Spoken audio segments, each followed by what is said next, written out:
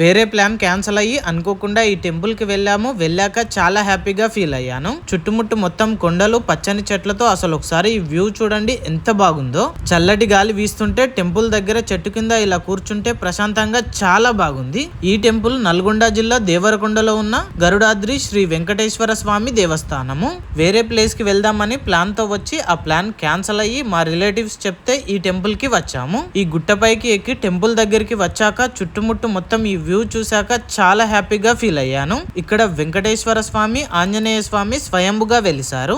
ఇంత ఎండ కొడుతున్నా కూడా పైన వచ్చే చల్లటి గాలికి ప్రశాంతంగా చాలా బాగుంటుంది.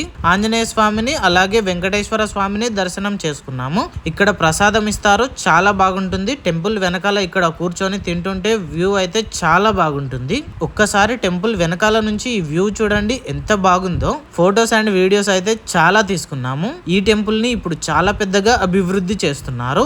ఫ్యూచర్ లో ఈ టెంపుల్ చాలా ఫేమస్ అవుతుంది. ఇటు సైడ్ చూడండి, ఆ పెద్ద కొండల పైన దేవరకొండ కిల్లగుట్ట కనిపిస్తుంది. వ్యూ చాలా బాగుంటుంది.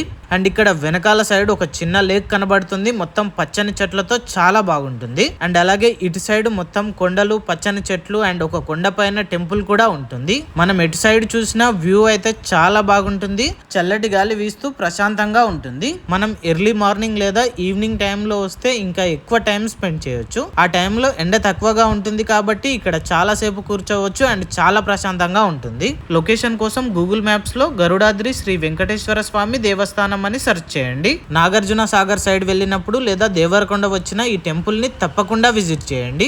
ఇన్ఫర్మేషన్ నచ్చినట్టయితే ఈ వీడియోని లైక్ చేయండి, కామెంట్ చేయండి అండ్ అలాగే మీ ఫ్రెండ్స్ అండ్ ఫ్యామిలీ మెంబర్స్ కి షేర్ చేయండి.